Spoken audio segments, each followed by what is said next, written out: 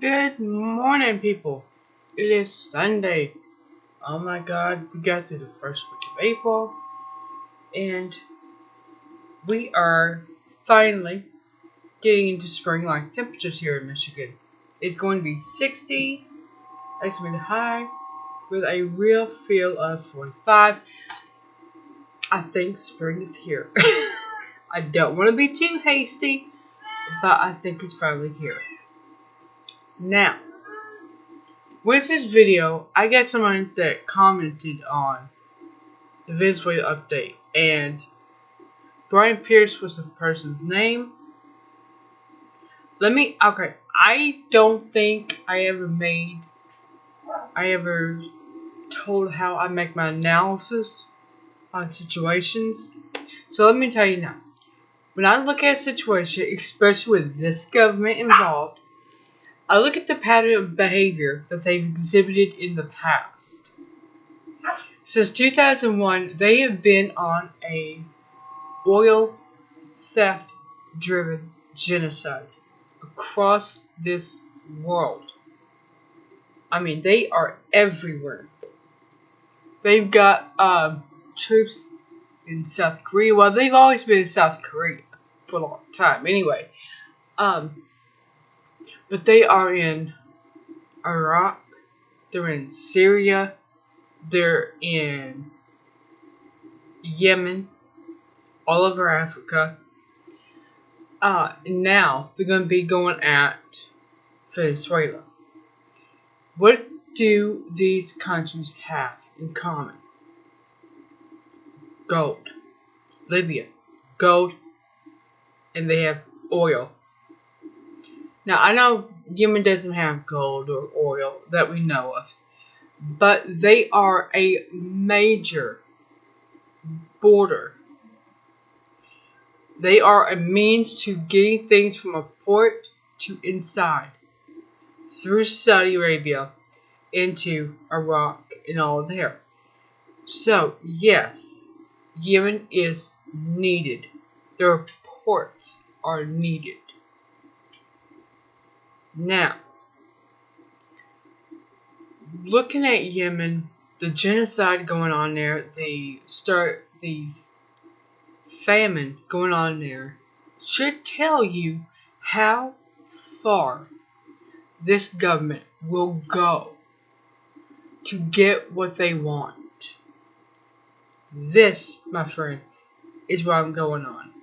So when I say I don't believe Nicolas Maduro intentionally went out of his way to antagonize Washington, D.C., it's because I don't. You don't have to. You just gotta have gold and oil. One or the other or both in this case. And you just don't tell how much, you know. You don't tell the big cats of Washington how much you have. Because if you don't tell, they're going to assume you have an abundance. And this case with Venezuela, that is the case. And Libya as well. Gaddafi kept the amount of gold in the ground in Libya a secret. And that it was his right. That is the right of any leader of a sovereign country, is not to tell others how much of a resource they have. Now, back to look at Washington, D.C.'s, when I say them, I'm talking about the Pentagon, I'm talking about Council of Foreign Relations, Trilateral Commission. I'm looking at the bankers, because they're all in together. Club of Rome, which is based out of England. All of these groups work together. When it comes around to stealing, they, 8 heads is better than 1, right? Because they see things, they can look at things, they can have spies in a country, then they can share the information. So having 8 heads at the table is better than just having 1. in this case. Now,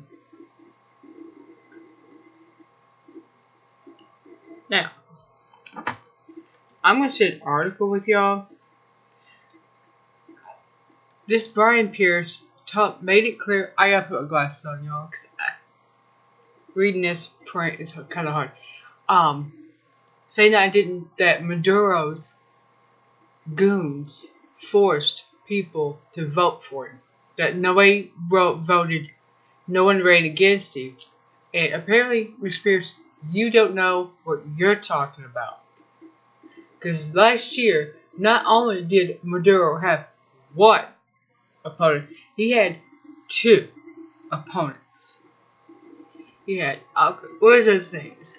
A Henri Falcon and a, let's see, scroll down, Javier Bertucci.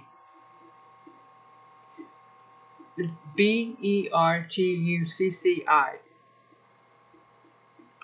There. Now, Mr. Henri Falcon and Mr. Javier, evangelical pastor, Javier Bertucci, also called out irregularities in the election. They called them out.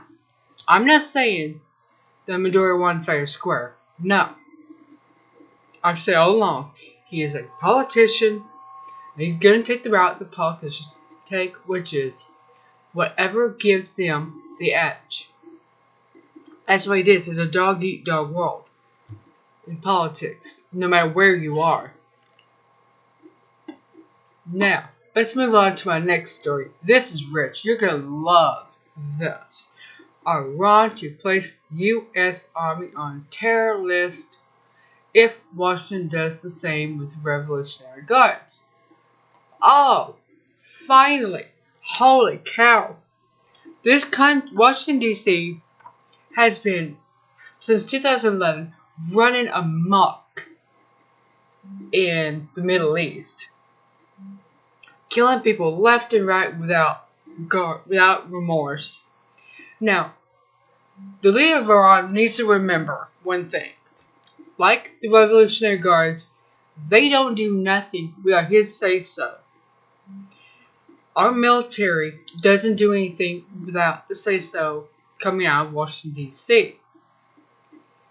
So, to put just the Army on the terror list, no, you need to go up higher than that. John Bolton, Mike Pompeo, Donald Trump, anyone and everyone that is with him, Dr. Richard Haas, Council of Foreign Relations, all these people should be on your terror list. Not just the average American citizen that's in the Army and on the ground. Because they signed up with the belief that they were going to defend their country.